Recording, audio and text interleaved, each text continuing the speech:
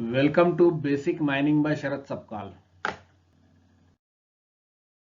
साथियों, ये lecture number 94 है और यहाँ पर केविंग मेथड ऑफ स्टोपिंग को हम डिस्कस करेंगे। I am very much thankful and grateful to all the sources from internet that I have made use of, and I have not worked in this method as such. और मेरी जानकारी में caving method Bharat के अंदर कहीं पर भी इस्तेमाल नहीं होती है। तो जो भी इंफॉर्मेशन मैं यहाँ दे रहा हूँ, it is just based on the available literature on the internet and other notes. ये केविंग मेथड जो है, चाहे ब्लॉक केविंग हो चाहे सब लेवल केविंग हो, ये एक अनसिलेक्टिव मेथड है। यानी इसमें बहुत ज्यादा फ्लेक्सिबिलिटी नहीं होती है और बॉडी पूरी बॉर्डर तक माइन करने की। एक मासिव मेथड है ये, सुटेबल फॉर मासिव डिपॉजिट्स।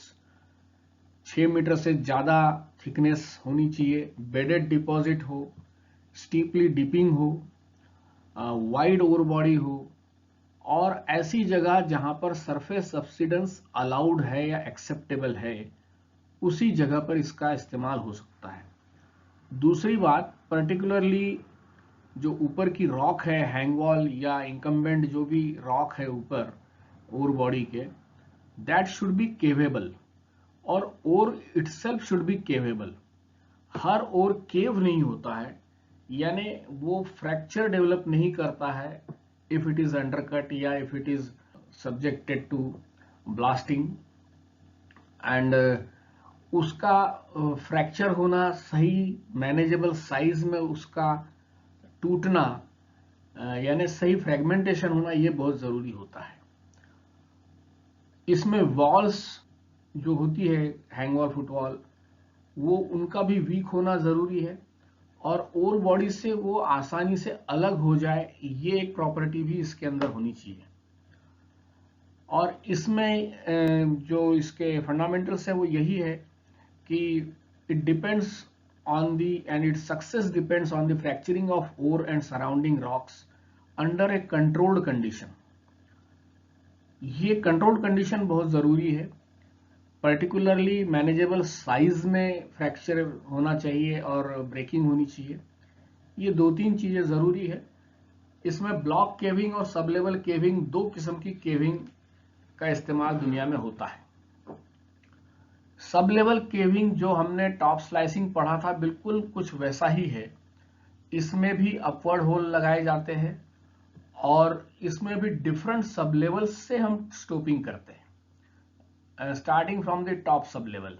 सब लेवल टॉप स्लाइसिंग और सब लेवल केविंग में एक ही फर्क है कि सब लेवल टॉप स्लाइसिंग में rock as well as the ore body इतनी वीक नहीं होती है कि वो अपने आप केव करे, अपने आप क्रम्बल हो जाए अपने लोड पे, और वॉल रॉक भी उसमें स्ट्रांग होती है ताकि वो नीचे नहीं गिरे।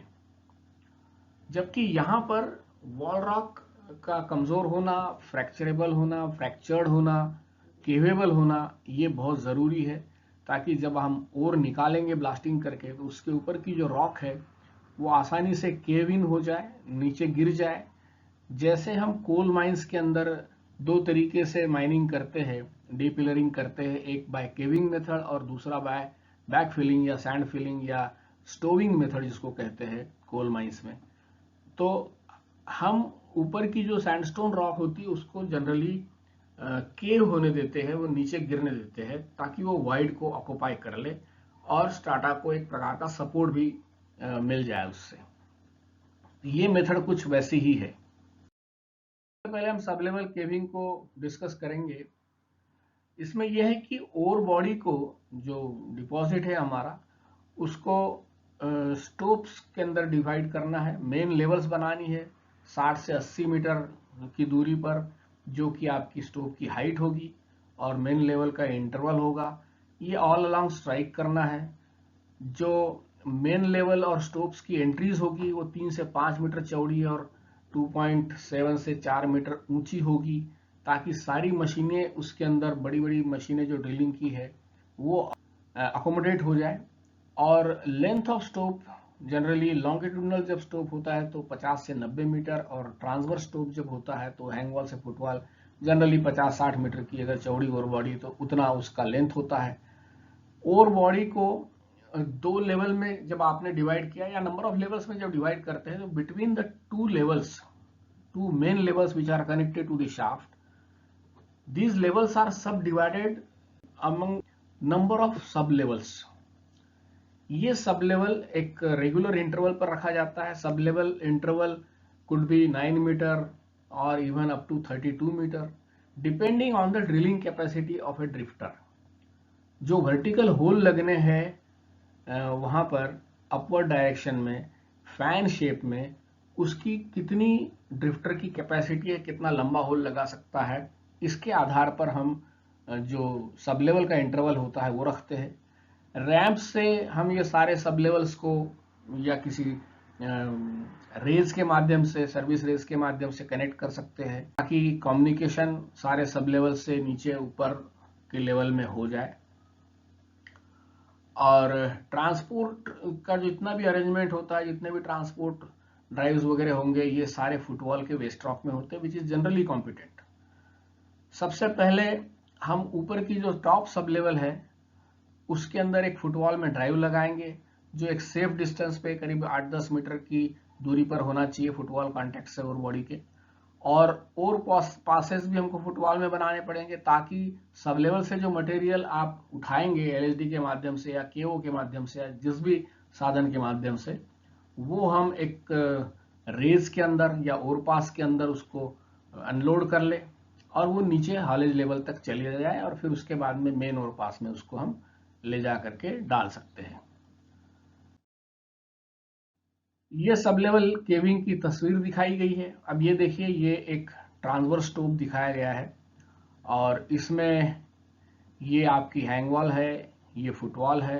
फुटवॉल की तरफ से ये आपने मान लीजिए यहाँ पर ऐसे फुटवॉल ड्राइव बना दिए और ड्राइव से फिर ये क्रॉसकट से माध्यम से आप इसको अप्रोच कर रहे हैं।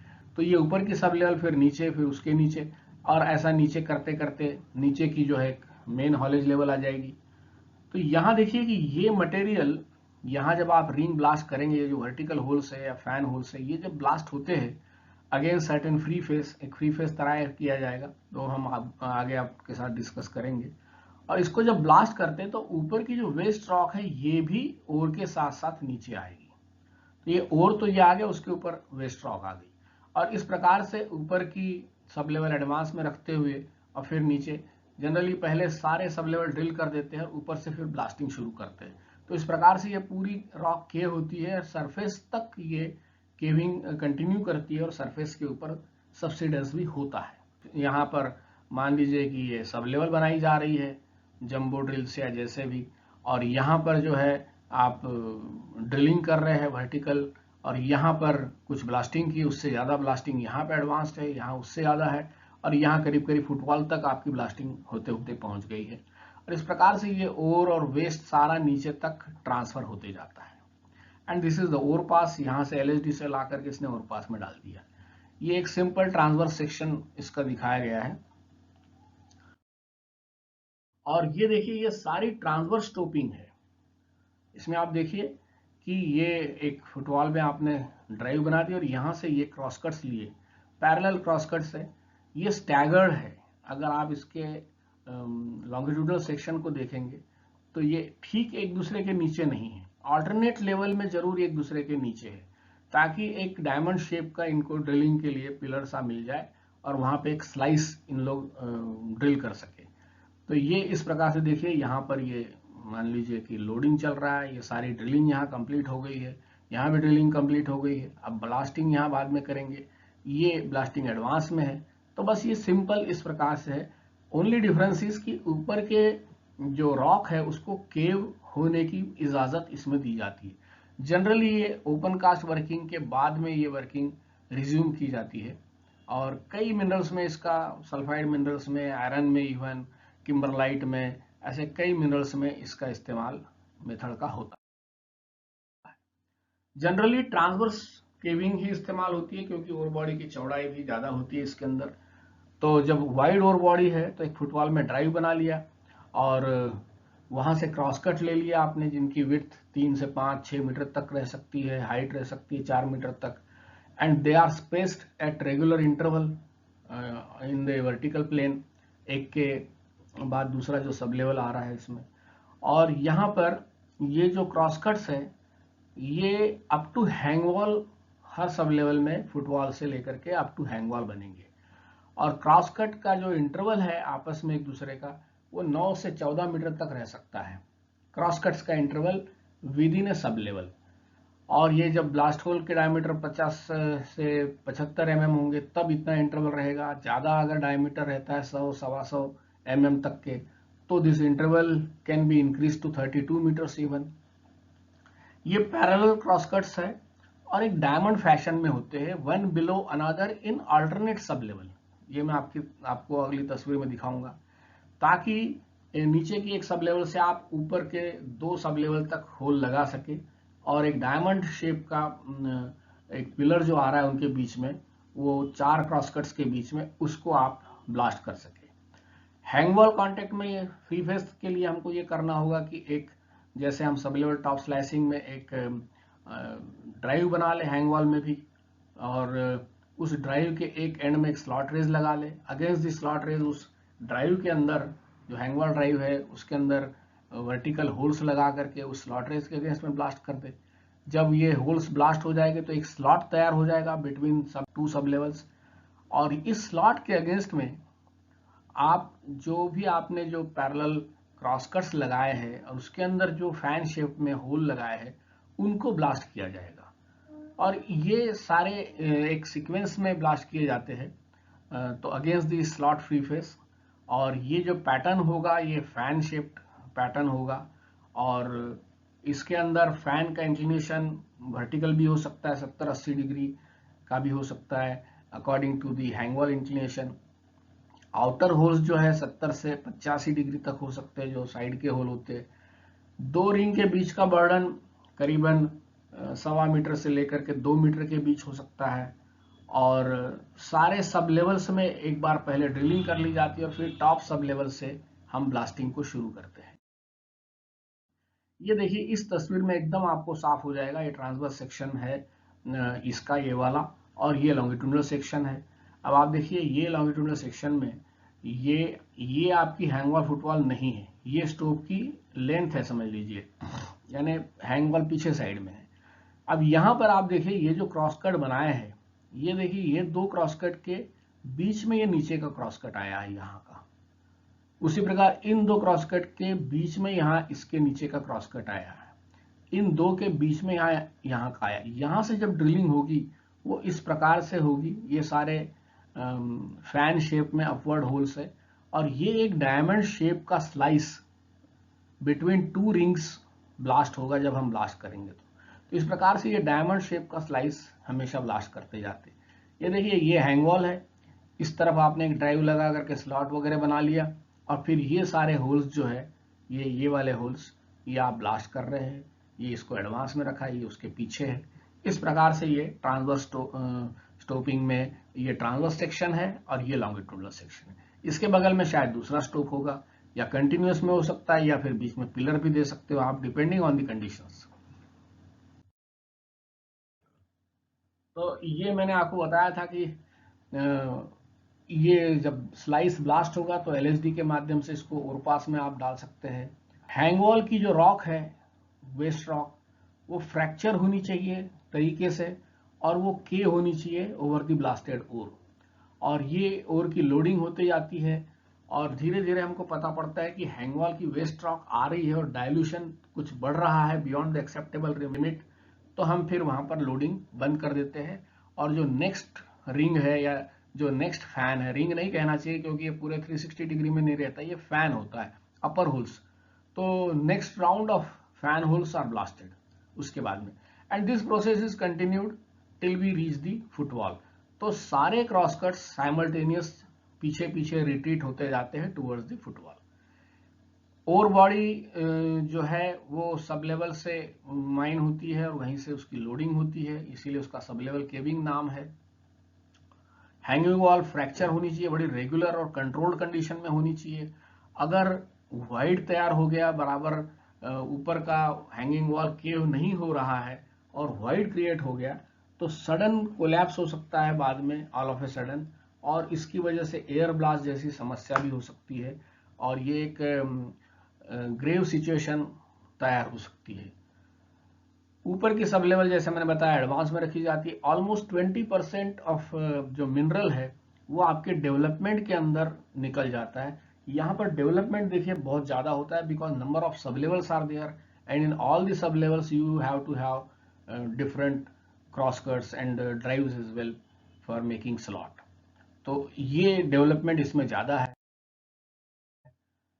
कई बार थिन ओर बॉडी है 5-6 मीटर, 6 मीटर, 10 मीटर की, 8 मीटर की, तो लॉन्गिट्यूडनल केविंग भी की जा सकती है। इसमें ऊपर के सब लेवल में मान लो एक ड्राइव लगा लिया तो नीचे 2 लगा दिए, उसके नीचे फिर एक ड्राइव लगा दिया, ऐसे स्टैगर्ड करके लगा दिए और फिर वो स्टोव को लॉन्गिट्यूडनली आप ये करेंगे। और जनरली ये होता है कि सेंटर ऑफ दी स्टोव में आप एक क्रॉस कट ले लेते हैं और उससे दोनों साइड में आप ड्राइव लगा लेते हैं, जो ड्रिलिंग ड्राइव बोल लीजिए या प्रोडक्शन ड्राइव बोल लीजिए, और उसमें फिर आप होल्स वर्टिकल लगा करके फैन शेप के फिर ब्लास्टिंग करते हैं बिटवीन 2 पिलर्स। जो लॉन्गिट्यूडनल स्टोपिंग में जो पिलर्स आते हैं 2 स्टोप के बीच में, इस प्रकार से ब्लास्टिंग कर सकते हैं। कई बार पिलर छोड़ने की जरूरत भी नहीं पड़ सकती है। लेकिन transverse stoping is more common because this method is generally applied to the thicker ore body. Drilling development के लिए इसमें एयरलेग के साथ जो जैक हैमर लगता है आपका, उससे होती है। स्टोपर्स का इस्तेमाल कर सकते हो, वर्टिकल कहीं होल लगाने हो तो, या जंबो ड्रिल का इस्तेमाल कर सकते हो। स्टोपिंग के दौरान ड्रिफ्टर की जरूरत पड़ती है, क्योंकि आपको जो फैन शेप्ड ड्रिलिंग करनी है वो हेवी ड्रिफ्टर होते हैं, रिग्स रहते हैं उसके अंदर माउंटेड। ब्लास्टिंग आपको नाइट्रोग्लिसरीन बेस्ड एक्सप्लोसिव से भी हो सकती है, जो कि आजकल तो खैर बैन है, तो एनफो या स्लरीज या इमल्शन एक्सप्लोसिव का इस्तेमाल हो सकता है। न्यूमेटिक लोडर से चार्जिंग हो सकती है एनफो की। फायरिंग नॉन इलेक्ट्रिकल या इलेक्ट्रिकल जैसे चाहे कर लो। मकिंग जनरली हर एक सब लेवल के अंदर इंडिपेंडेंट हो रही है और इसलिए number of mucking equipments are also required. So LHDs या केओज या दूसरे रॉकर शॉवेल, इनका इस्तेमाल होता है। नीचे हॉलेज लेवल में आप ट्रैक भी रख सकते हो या ट्रैकलेस भी रख सकते हो, और जहां से मटेरियल गैदर होगा और फिर उसके बाद में और पास में आप उसको डाल करके फिर शाफ्ट से ऊपर हॉल कर लेंगे। तो ये इसका एक जनरल प्रोसीजर है। और ये देखिए सब लेवल केविंग में ये वही तस्वीर फिर दिखाई जा रही है। जैसे हम ब्लास्टिंग करते हैं तो ये सपोर्ट ऊपर का निकल जाता है और ऊपर की रॉक केव होती है, क्योंकि ऊपर की रॉक केवेबल है, it is not strong enough to hold itself.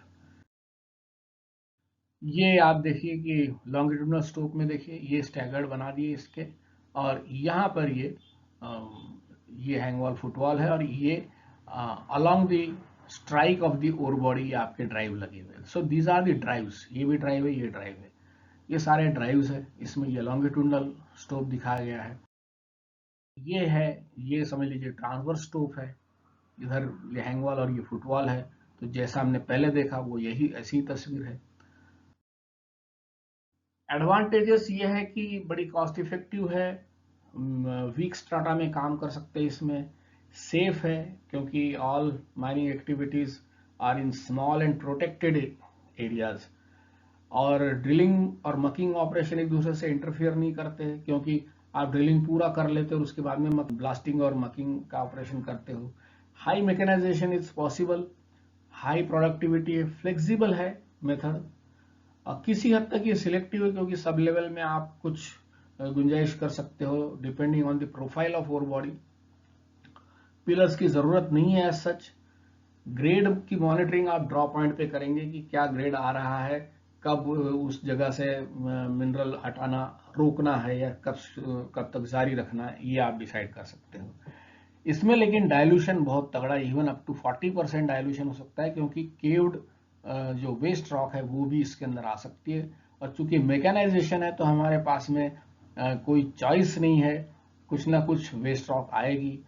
और लॉसेस होते हैं इसके अंदर, बिल्कुल होते हैं, क्योंकि कुछ और आपका वेस्ट में it is bound to be lost, और लोकल कंडीशन के ऊपर सारी चीजें डिपेंड करती है।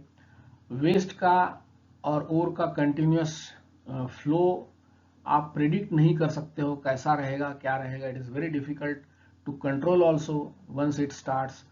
और सब्सिडेंस होता है जो सरफेस को डिस्ट्रॉय कर दे. डेवलपमेंट की कॉस्ट बहुत है क्योंकि सब लेवल्स बनानी होती है. रॉक बस जैसी घटनाएं हो सकती है. कैपिटल इंटेंसिव है क्योंकि बहुत सारी मशीनें लग रही है इसके अंदर.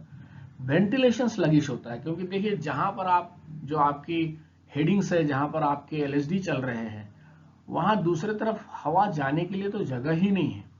तो एक क्रॉस वेंटिलेशन की परिस्थिति नहीं बनेगी. सब लेवल हेडिंग्स को सेल्फ सपोर्टिंग अगर नहीं है तो कई बार रॉक बुल्टिंग का इंतजाम हमको करना पड़ता है.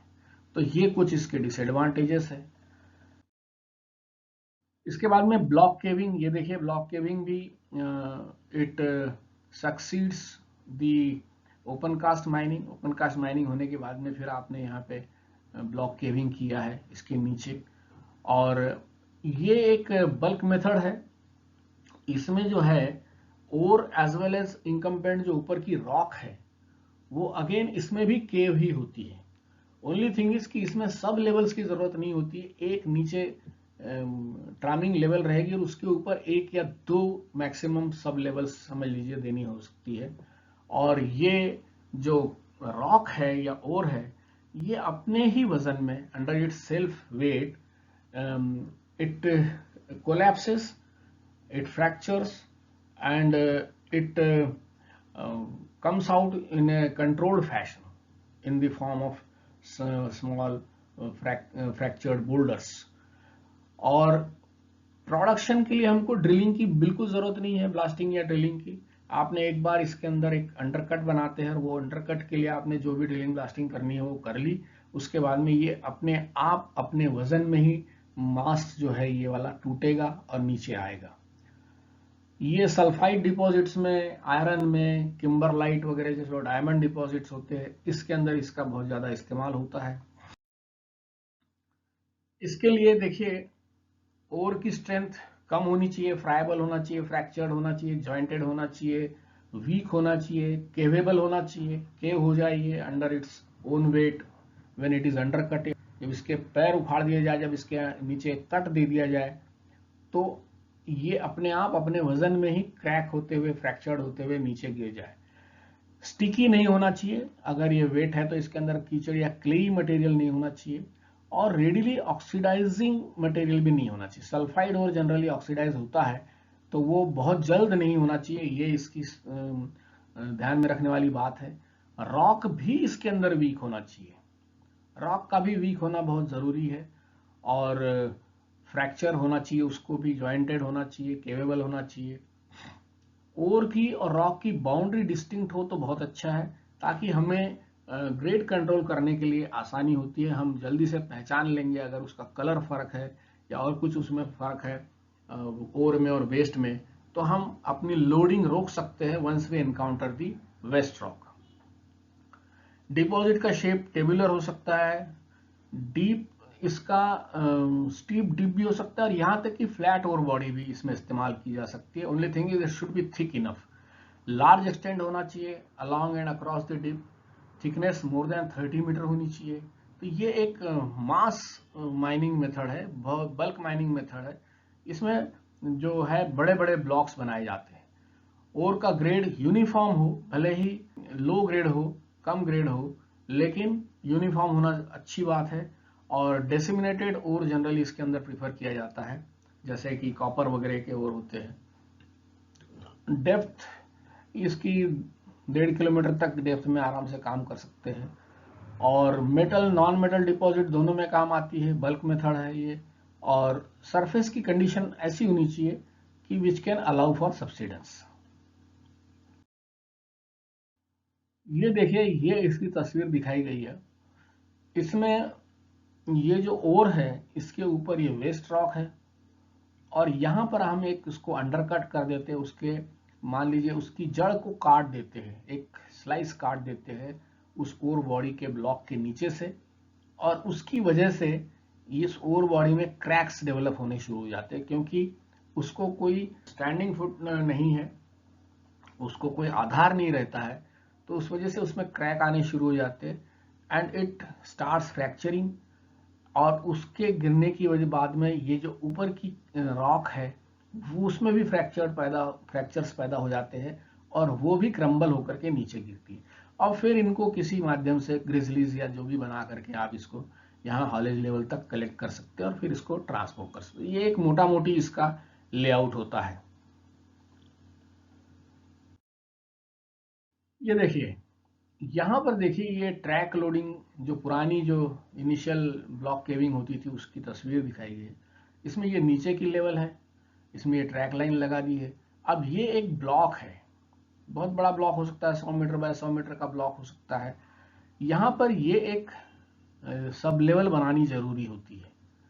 ये सब लेवल कहलाती है अंडरकट लेवल, और इस अंडरकट लेवल में इस प्रकार के फैन होल्स ऊपर लगाए जाते हैं और उनको ड्रिल करके किसी फ्री फेस या स्लॉट रेज या स्लॉट के अगेंस्ट में ब्लास्ट करके यहाँ पर एक प्रकार का वाइड तैयार किया जाता है। एक पूरी स्लाइस या केक, हॉरिजॉन्टल केक तैयार की जाती है जो ब्लास्ट होकर के उसको निकाल दे, ताकि ये जो ओर ब्लॉक है इसका जो आधार है ये खत्म हो जाए। तो इसको अंडरकटिंग कहते हैं, अंडरकट हो जाता है। और इसके नीचे यहाँ पर बनाए जाते हैं, जैसे ये वाला जो मुंह दिखाया गया है, यहाँ पर बनाए जाते हैं, इनको बोलते हैं ड्रॉ बेल्स। ये कुछ बड़े डायमीटर के हैं और ये ड्रॉ बेल के अंदर ये जो क्रस्ट मटेरियल है पूरा आता है। और फिर ये कुछ फिंगर रेजेस कहते हैं इसको, जैसे हमारी फिंगर्स होती है उस प्रकार का शेप होता है इसका, ब्रांचिंग टाइप का। और यहाँ पर ये आता है ग्रिजली लेवल में। ये एक अलग लेवल, तो हमने एक अंडरकट लेवल बना दी, ये एक ग्रिजली लेवल बना दी है। ये पुराने तरीके में इस्तेमाल होती थी ग्रिजली लेवल की जरूरत। और ये ग्रिजली लेवल में यहाँ पर जो भी बोल्डर आ रहे हैं उसको प्लास्टर शूटिंग या न्यूमेटिक हैमर्स वगैरह उससे इसको ब्रेकर्स से ब्रेक करते हैं, ताकि नीचे ये फिर शूट के तरफ किसी और पास से, पतली और पास से नीचे चला जाए और फिर यहाँ पे बैंडीज में या टब्स के अंदर लोड हो जाए और ट्रेन से बाहर मटेरियल निकल जाए। तो इस प्रकार से ये लेआउट होता है। यहाँ number of draw bells are created और इसी प्रकार से इसकी अंडरकटिंग की जाती है। यहाँ देखिए, इसमें यह है, it involves the breaking of ore by the caving action initiated when a sizeable area under a big column of ore rock is undercut. ये जो ओर का जो ब्लॉक है, बहुत बड़ा ब्लॉक है, मान लीजिए 100 मीटर बाय 100 मीटर का है, उसके नीचे आप एक अंडरकट बनाते हैं और उसकी वजह से क्रैक्स डेवलप होती है ओर बॉडी के अंदर ऊपर, और वो केविंग शुरू करता है। और उसके बाद में the rock above also follows the same process. जो ग्रेविटी है, ग्रेविटी का पुल और जो रॉक के अंदर के स्ट्रेसेस है वो उसको ब्रेक करते हैं, और मैनेजेबल साइज में उसका टूटना बहुत जरूरी है। वो टूटता है, कुछ रॉक्स ऐसी होती है, और वो फिर सारे के सारे अंडरकट जो स्पेस है उसके अंदर रेस्ट करते हैं। और अंडरकट जो हॉरिजॉन है या अंडरकट की जो लेवल है, वहां से वो ओर पासेस के माध्यम से, जिसको हम फनेल्स भी कहते हैं, बेल्स भी कहते हैं, फिंगर रेजेस कहते हैं, उसकी वजह से आइदर थ्रू ग्रिजली लेवल और directly it goes to the tramming level और बॉटम लेवल, जो कि एक्सट्रैक्शन क्रॉसकट से या एक्सट्रैक्शन ड्राइव से कनेक्टेड है। तो प्रोसीजर ये होता है कि डिपॉजिट को आप डिवाइड करते हो डिफरेंट ब्लॉक्स में। साइजेबल साइज के ब्लॉक्स होते हैं ये, बहुत बड़े बड़े 1000 स्क्वायर मीटर वगैरह के, और इसको चूंकि ब्लॉक्स में डिवाइड करते हैं और फिर उसको केव होने देते हैं, तो इसलिए इसका नाम जो है ब्लॉक केविंग है। ये ब्लॉक की साइज मैंने यहाँ दी हुई है, और इनको जो माइनिंग होती है वो डायगोनल ऑर्डर में करते हैं, जैसे कि हम कोल माइंस में करते हैं, या फिर अल्टरनेट ब्लॉक्स को माइन कर सकते हैं, ताकि stability of area is ensured. Height 40 से 100 मीटर तक कुछ भी हो सकती है ब्लॉक की, और in order to minimise the dilution, और स्पेस होना चाहिए सर्विस और वेंटिलेशन के लिए, इसलिए कई बार ब्लॉक्स को आप पिलर्स से भी सेपरेट कर सकते हो। दो ब्लॉक्स के बीच में पिलर्स लगा सकते हैं। ये जो थिक ब्लॉक है 90-100 मीटर ऊंचा और बहुत बड़ा साइज में लैटरली, उसको अंडरकट किया जाता है, यानी उसके नीचे से उसकी जड़ को या उसके आधार को हटाया जाता है by long hole blasting. Long hole fan shape blasting की जाती है। एक स्लाइस, हॉरिजॉन्टल स्लाइस उसके नीचे से निकाल दिया जाता है अंडर कट करके, और उसकी वजह से फ्रैक्चर्स होते हैं, even those fractures goes up to the surface, और फिर वो अनसपोर्टेड ब्लॉक जो है वो क्रैक होते हुए पीसेस में चूरा होते हुए नीचे गिरता है ग्रेविटी के माध्यम से। और जितने भी ब्लॉक्स हैं उनको आपको लोअर लेवल में कनेक्ट करना है शाफ्ट से या डिक्लाइन से with some drives, cross cuts, ताकि सारे वेंटिलेशन की या हॉलेज की और दूसरी माइन सर्विसेज की व्यवस्था की जा सके। ब्लॉक का जो बॉटम लेवल है वो हॉलेज लेवल कहलाता है, उसके ऊपर एक सब लेवल बनाई जाती है फॉर मेकिंग अंडरकट। ये बहुत इंपॉर्टेंट है और जरूरी है ये सब लेवल एक देना फॉर मेकिंग अंडरकट। यहां से नीचे वो कई बार फिंगर रेजेस ग्रिजली लेवल तक जाते हैं। जो कन्वेंशनल ट्रैक माइनिंग या ग्रेविटी लोडिंग है उसके अंदर अंडरकट जो लेवल है के बेस में आपको बेल्स बनाए जाते हैं, ड्रॉ बेल्स बोलते हैं उनको, बड़े बड़े ऐसे हॉलो खड्डे जिनको नीचे नैरो ओपनिंग रहती है, फनल शेप के, बेसिकली फनल्स होते हैं ये। और यहाँ अंडरकट लेवल में फैन होल लगाते हो आप, लॉन्ग होल्स, और उनको ब्लास्ट करते हो। और ये जो ड्रॉ बेल्स कहलाते हैं या जो फनल्स चौड़े मुंह वाले, उसके अंदर ये सारा रॉक क्रैक होकर के, फ्रैक्चर होकर के उसके अंदर जमा होता है। और उसके नीचे हम बनाते हैं ग्रिजली लेवल, और ग्रिजली लेवल और आपके अंडरकट लेवल के बीच में हम फिंगर रेजेस बनाते हैं। तो फिंगर रेजेस से ग्रिजली लेवल में वो मटेरियल आता है, और ये एक ब्रांच ऑफ ट्री जैसे होती है ये फिंगर रेजेस। और जो भी मटेरियल ग्रिजली लेवल पे आता है उसको जरूरत पड़ी तो सेकेंडरी ब्लास्टिंग या हाइड्रोलिक ब्रेकिंग से ब्रेक किया जाता है। उसके बाद में फिर कुछ छोटी रेजेस होती है जो ग्रिजली लेवल से मटेरियल को नीचे के लेवल में शूट में ट्रांसफर करती है, और शूट के नीचे हम ट्रेन से लोडिंग, ट्रेन की जो टब्स है उसमें लोडिंग कर सकते हैं उसको, मटेरियल को। और ट्रैकलेस माइनिंग में कुछ नहीं होता है। ट्रैकलेस माइनिंग में ये सब ग्रिजली लेवल की जरूरत नहीं है आपको। आप कुछ ड्रॉ पॉइंट्स बनाते हो या जो ट्रफ्स बनाते हो, और वहां पर एलएसडी से लोडिंग की जाती है, और वो डायरेक्ट जो मटेरियल है वो नीचे आ जाएगा, और वो आप उसमें ट्रैकिंग लेवल के अंदर ही उसको हैंडल कर सकते हैं। तो सिर्फ इसके अंदर एक अंडरकट लेवल बनाने की जरूरत है। प्रोडक्शन का सीक्वेंस ये है कि जैसे ही आपने अंडरकट बना दिया, उसको ब्लास्ट कर दिया, और जो उसके ऊपर का रॉक मास है वो फ्रैक्चर होकर के अपने आप ही नीचे आना शुरू हो जाएगा फिंगर रेजेस के माध्यम से। Widely spaced long holes are required for inducing the fracturing, और स्टेडी ड्रॉ ऑफ मटेरियल होना चाहिए, स्टेडी ड्रॉ होना चाहिए, स्टेडी फ्रैक्चरिंग होनी चाहिए, ताकि किसी किस्म का वाइड क्रिएट ना हो। और वाइड क्रिएट करने से फिर जब ये वाइड के अंदर कोलैप्स हो जाएगा तो एयर ब्लास्ट होने की दिक्कत रहती है। बोल्डर्स का आना एक बहुत बड़ी समस्या होती है, which is very difficult and dangerous to tackle. और cross section of the openings जो होती है ये छोटी रखी जाती है, क्योंकि ये ओवर बॉडी भी वीक है, तो इसको सिक्योर करना जरूरी होता है। कई बार उसकी लाइनिंग की जाती है, कई बार रॉक बोल्टिंग की जरूरत पड़ती है। तो क्योंकि ये थोड़ा सा मटेरियल जो है यहाँ का ये वीक है। यहाँ देखिए ट्रैकलेस के अंदर ये अंडरकट लेवल में आपने यहाँ जब ब्लास्ट किया है, ये मटेरियल जो नीचे क्रैक होकर के आया, यहाँ पर ये ड्रॉ पॉइंट से आप इसको लोड कर सकते हैं, ये ड्रॉ पॉइंट से आप इसको लोड कर सकते हैं। ये जो बेल्स है इसके अंदर ये मटेरियल जो जमा हुआ, तो इस प्रकार से यहाँ पर ड्रॉ बेल्स के अंदर मटेरियल जमा होता है, और ये पूरा आप इसको क्रॉस कट से या ड्रॉ पॉइंट से इसको निकाल सकते हो। ड्रिलिंग इसके अंदर वही जैक हैमर से, जैक लेग के साथ में या जंबो ड्रिल के साथ में डेवलपमेंट में होती है। स्टोपिंग आपको जो भी करना है अंडरकट बनाने के लिए ड्रिफ्टर माउंटेड ड्रिल्स चाहिए होते हैं बड़े बड़े, और ज़्यादा लार्ज डायमीटर के होल होते हैं। उसके अंदर नाइट्रोग्लिसरीन बेस्ड एक्सप्लोजिव इस्तेमाल कर सकते हो, एनफो इस्तेमाल कर सकते हो, स्लरीज इस्तेमाल कर सकते हो। न्यूमेटिक लोडर से चार्जिंग होती है, नॉन इलेक्ट्रिक या इलेक्ट्रिक फायरिंग होती है। सेकेंडरी ब्रेकिंग प्लास्टर शूटिंग या पॉप शूटिंग से की जाएगी, या बैम्बू ब्लास्टिंग करनी पड़ती है कई बार। मकिंग जो है वो ग्रेविटी से होती है, या फिर अगर ट्रैकलेस माइनिंग है तो एलएसडी से भी आप निकाल सकते हो।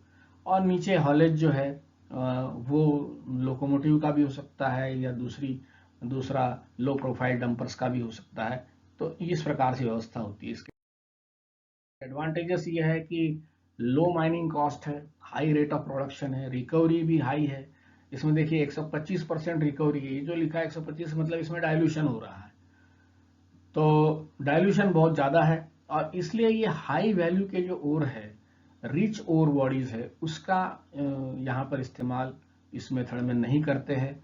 वेंटिलेशन इसमें ठीक है, सब लेवल केविंग की अपेक्षा सेफ है और अंडर कटिंग होने के बाद में कोई हमको प्रोडक्शन की ड्रिलिंग करने की जरूरत नहीं, अपने आप ही material under its own weight crumble होके नीचे आ रहा है।